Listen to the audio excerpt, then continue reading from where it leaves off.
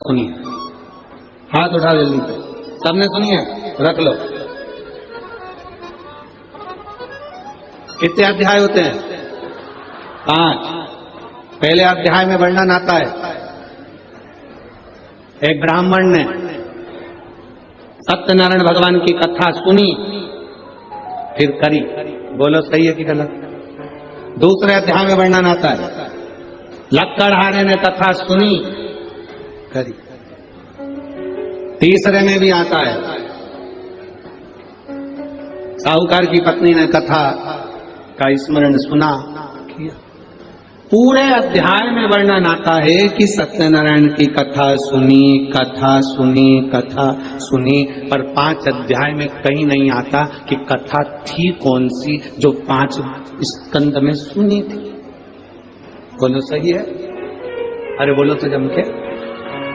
उसमें लिखा है कि ये वाली कथा सुनी थी, उसमें लिखा सत्यनारायण जी की कथा सुनी, फिर उन्होंने करी, पर थी कौन सी कथा?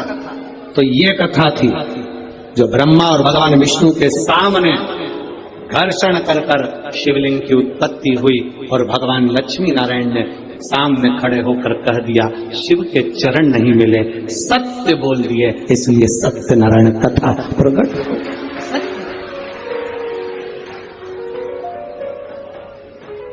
ब्रह्मा जी से पूछा, आपको भगवान का सिर मिला? हाँ। ना मानो तो केतकी के फूल से पूछो। केतकी के फूल ने झूठ बोल दिया, श्राप दे दिया भोलेनाथ ने, तू मेरे पर कभी नहीं चढ़ेगा। गाय से पूछा, गाय ने झूठ बोल दिया, तेरा मुख अपवित्र होगा, तू झूठ बोली इसलिए झूठन खाई।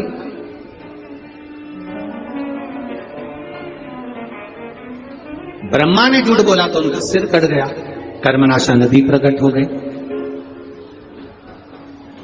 शीश कटा हुआ बड़ का पेड़ बन गया। कौन बड़ के पेड़ की पूजन करे? क्योंकि ब्रह्मा ने झूठ बोला था। तब भगवान नारायण ने कहा कि इस बड़ के पेड़ की कोई पूजन नहीं करेगा, लोग इससे नफरत करेंगे, आप कृपा कर दो। तब भगवान शंकर बड़ के पेड़ के नीचे एक लिंग की आकृति में विराजमान हो गए। शिव जी का नाम बटकेश्वर महादेव पड़ गया। बटकेश्वर, शिव का नाम बटकेश्वर महादेव पड़ गया। बटकेश्वर।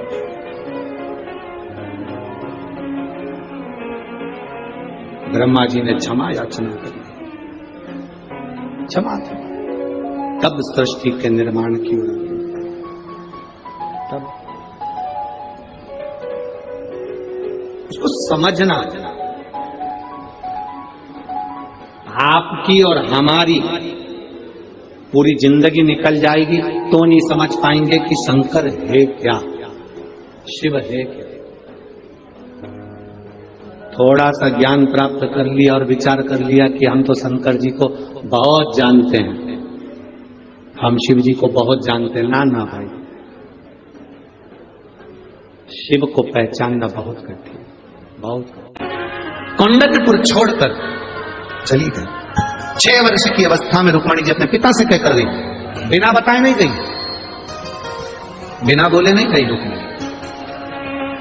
कहकर गई है, पिताजी मुझे शिव भक्ति को प्राप्त करना है, मुझे भगवान शंकर की अविकल भक्ति को धारण करना है, भगवान शंकर की भक्ति को प्राप्त करना है। पिताजी मैं वन क्षेत्र में जा रही हूं, आपने कहा कि शंकर की भक्ति करने वाला को मांगने की जरूरत नहीं पड़ती, मांग कर दे वो देव कहलाता है, जो बिना मांगे दे दे वो महादेव कहलाता है। तो मैं महादेव की भक्ति करने के लिए जा। इतने खुश हुए पिता। विदर्भराज भीष्मक अति प्रिय, प्रसन्न, बहुत प्रसन्न, उनकी प्रसन्नता का कोई अंत ही नहीं था।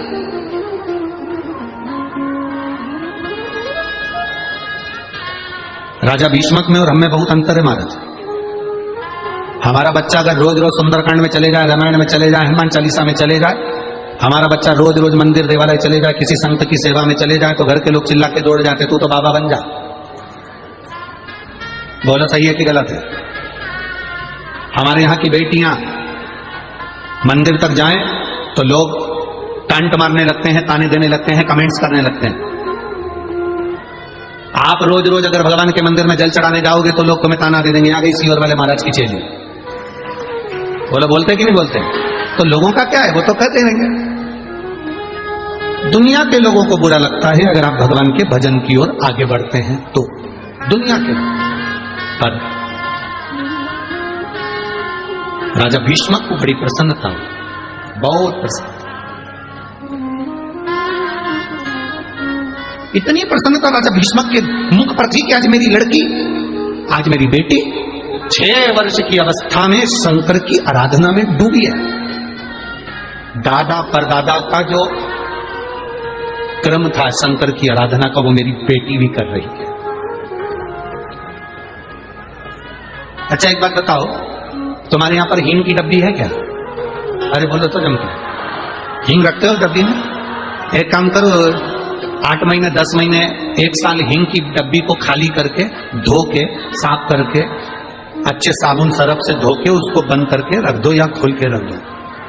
1 साल के बाद उस हींग की डब्बी को सूंघ कर देखना, उसमें हींग की खुशबू आएगी कि नहीं आएगी? अरे बोलो तो, आएगी ना। हींग की डब्बी को खाली कर दिया, हींग की डब्बी को धो दिया, गर्म पानी से धो दिया, साबुन से धो दिया, सर्फ से धो दिया, तो भी हींग की खुशबू उस डब्बी में आती है। उसी तरह हमारे दादा परदादा, हमारे पूर्वज भगवान की भक्ति करते करते करते करते चले जाते हैं, तो वो अपनी भक्ति की सुगंध अपनी आने वाली पीढ़ी को छोड़ जाते हैं और वो सुगंध दिखती है, वो सुगंध नजर आती है। आप जितने भी शंकर की कथा में बैठे हो, आप जितने भी शिव महापुराण की कथा को सुनने के लिए बैठे हो, और जितने लोग आस्था चैनल पर सुन रहे हैं, जितने फेसबुक यूट्यूब पर सुन रहे हैं, आप सब इत्र की अर्थात हींग की वो डब्बी हो जिसकी सुगंध नहीं गई। 84 लाख को कहे ना, 83,99,999 योनि काटने के बाद ये 84 लाख भी योनि मिलती है। 83,99,999 योनि काटने के बाद ये योनि मिली, और उस योनि में भी आप शंकर की कथा सुन रहे हो, उस योनि में भी आप भगवान की भक्ति कर रहे हो, उस योनि में भी आप 1 लोटा जल शिव जी को समर्पित कर रहे हो, उस योनि में भी आप भगवान का भजन कर रहे हो। तो ये अंदाजा लगा कर रखना कि आप हींग की वो डब्बी हो जिसको इतने बार प्राण त्यागने के बाद भी शंकर की भक्ति तुम्हारे भीतर है, हींग की गंध तुम्हारे भीतर है। आज वो गंध समाप्त नहीं।